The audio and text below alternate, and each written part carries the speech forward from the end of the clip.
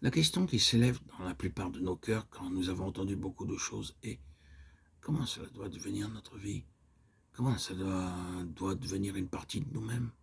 Comment devons-nous devenir l'expression vivante de cela?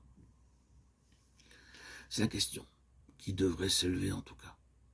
Rappelons-nous et rappelons à ceux à l'égard desquels nous avons une responsabilité dans le ministère qu'il est possible d'être toujours en train d'apprendre et de ne jamais parvenir à une connaissance de la vérité. Nous pouvons assister à des conférences, à toutes les assemblées, les réunions et comprendre mentalement tout ce qui est dit et s'en aller avec ces choses dans nos pensées ou les avoir dans nos carnets et puis devoir revenir à une autre conférence pour obtenir davantage et puis à une autre et encore à une autre. Nous regardons en arrière sur toutes ces années de conférences en nous et nous nous mettons à dresser l'inventaire et nous posons la question: quel est donc le résultat de tout ceci? Je me souviens, quand telle et telle occasion, on parla de telle et telle chose, et à une autre occasion de quelque chose d'autre. Ces choses ont été celles qui ont constitué le sujet de diverses conférences. Et maintenant, qu'est-ce que cela représente? C'est là une question très solennelle. Est-ce que nous connaissons ces choses? C'est-à-dire, si elles étaient répétées, aurions-nous l'attitude?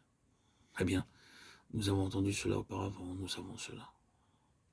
C'est ce que nous voulons dire par toujours en train d'apprendre, sans peut-être jamais parvenir à la connaissance de la vérité, dans le sens dans lequel ce mot connaissance est utilisé.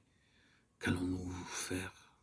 Comment tout ceci doit-il être traduit en quelque chose de plus que des mots, que des pensées, que des idées, que des vérités en tant que vérité? Qu'un enseignement de telle sorte que cela soit réellement incorporé, exprimé dans un homme?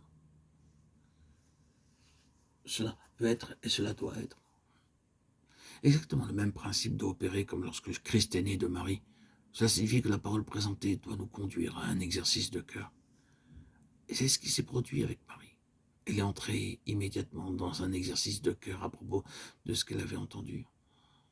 Vous savez quelle sorte d'exercice a résulté de votre écoute de la parole? Considérez cela ainsi. Qu'est-ce que cela signifie? Qu'est-ce que cela implique? Quel coût cela occasionnera? À quoi cela conduira? Est-ce la volonté de Dieu pour moi? Le besoin est de saisir présentement directement et délibérément la parole et, se tenant devant elle, en la considérant, d'entrer dans un exercice de cœur à son égard. C'est le premier pas vers une incarnation de la parole.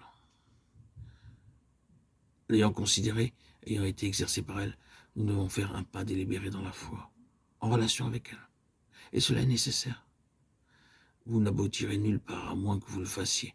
Lorsque vous êtes en tenue devant cette parole, l'ayant pesée, l'ayant considérée à la lumière de la volonté de Dieu pour vous, et étant parvenu à une position, vous prenez une attitude délibérée. Si elle doit être envers le Seigneur, l'attitude doit être la suivante: je suis la servante du Seigneur, je suis le serviteur du Seigneur, qu'il me soit fait selon ta parole.